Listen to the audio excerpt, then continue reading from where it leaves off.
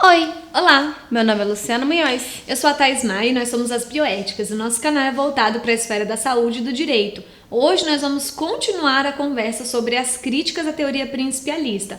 Essa é a parte 2.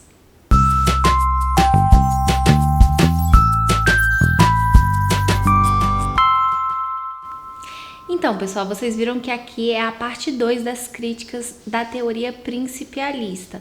Muito importante contextualizar vocês que a gente já trouxe numa primeira parte as críticas advindas do hemisfério norte. E aqui a gente vai falar sobre as críticas advindas do hemisfério sul. Então, é uma maneira de trazer até de uma forma mais didática para vocês, tanto as perspectivas, como também para vocês entenderem que existem muitas críticas a essa teoria. Agora, para quem caiu de paraquedas aqui, é importante relembrar o que é a teoria principialista da bioética.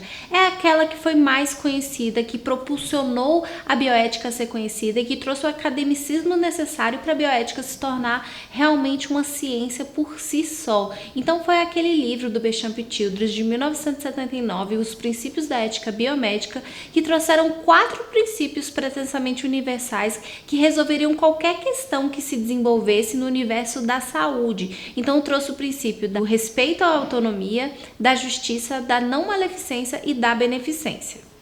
E agora a gente já adentrando nas críticas do hemisfério sul, a gente percebe que as críticas feitas aqui, elas vão muito além da teoria em si, partindo para a aplicabilidade mesmo dessa teoria, né? E eu acho que um exemplo interessante em relação a isso é que essas críticas, elas levam em consideração as realidades dos países do hemisfério sul, que são realidades muito diferentes dos países do hemisfério norte. Um exemplo disso é o que a gente está passando agora na pandemia, em que lavar a mão lavar a mão várias vezes ao dia, né?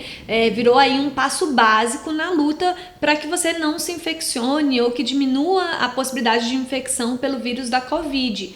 Acontece que aqui no Brasil, infelizmente, quase metade da população não tem acesso a saneamento básico, tratamento de esgoto. Então, como que você vai trabalhar esses princípios colocados como universais e transpor aqui para o Brasil e trabalhá-los da mesma forma como nos Estados Unidos, né?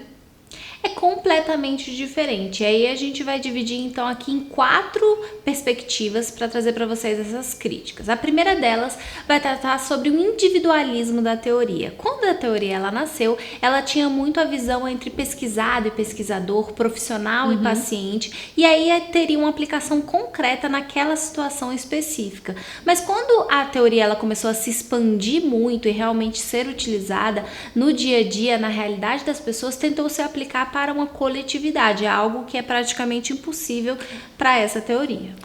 O segundo aspecto dessas críticas se trata aí da superautonomia, e isso aqui é bem importante, pessoal, porque apesar dessa teoria ter sido construída com 4 princípios, existe um favoritismo em relação ao princípio da autonomia, por isso que eu tô falando de superautonomia. E aí foi-se criada uma percepção tanto quanto massificada de que para você cumprir o princípio da autonomia, bastava que você utilizasse um termo e que esse termo iria proteger o profissional naquela relação estabelecida com o paciente. Até uma visão totalmente errônea da função do termo de consentimento, né?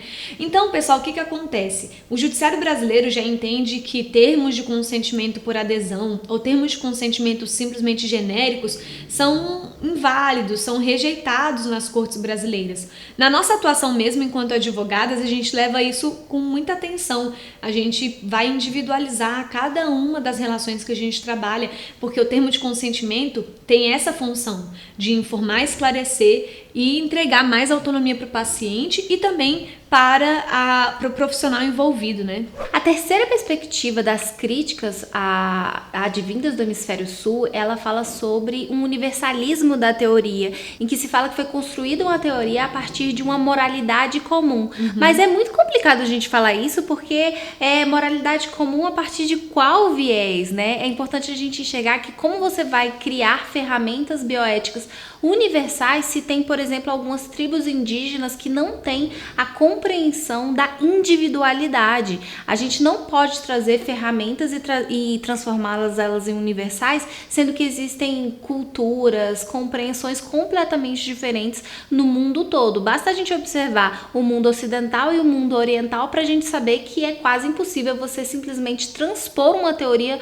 de um lado para o outro achando que vai funcionar, sendo que cada um tem uma visão muito específica sobre tudo que envolve moralidades e éticas. O quarto aspecto é relacionado à necessidade de se apoderar, tanto conceitualmente como politicamente, da bioética. Vejam só, os críticos do Hemisfério Sul, eles criticam bastante essa questão aí da teoria principialista ter ficado conhecida como se fosse a bioética em si, ou seja, a ciência da bioética fosse reduzida à teoria principialista. Inclusive, infelizmente, a gente vê várias pessoas aqui no Brasil mesmo, né, vários profissionais da área da saúde, enfim, que tratam a bioética como a teoria principialista, sendo que a bioética ela vai muito, muito além da teoria principialista.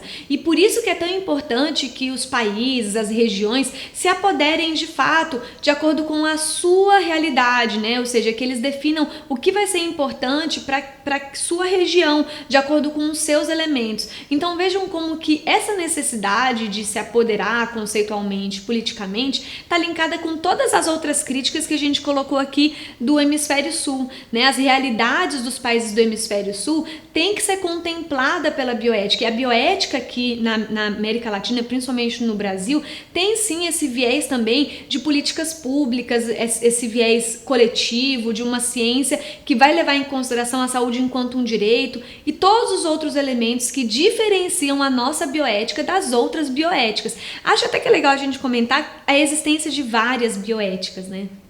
A bioética ela é uma ciência bem ampla e complexa que traz no seu bojo uma maneira de resolver essas questões éticas e morais, esses conflitos éticos e morais.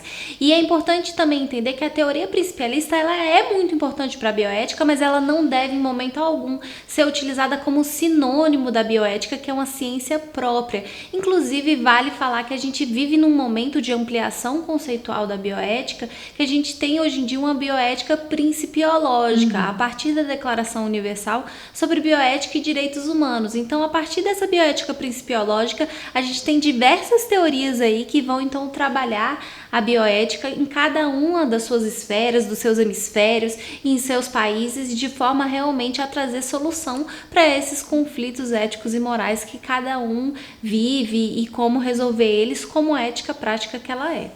É isso, pessoal. A gente espera que vocês tenham gostado dessa parte 2 das críticas da teoria principialista, agora com o foco do Hemisfério Sul. Se você está assistindo e não é inscrito no canal, se inscreva. Deixa o seu like pra gente saber que você gosta desse conteúdo e também ativa o sininho, porque daí cada coisa que a gente colocar de novo, você já vai ser o primeiro a saber, né? É isso. Até mais! Até mais!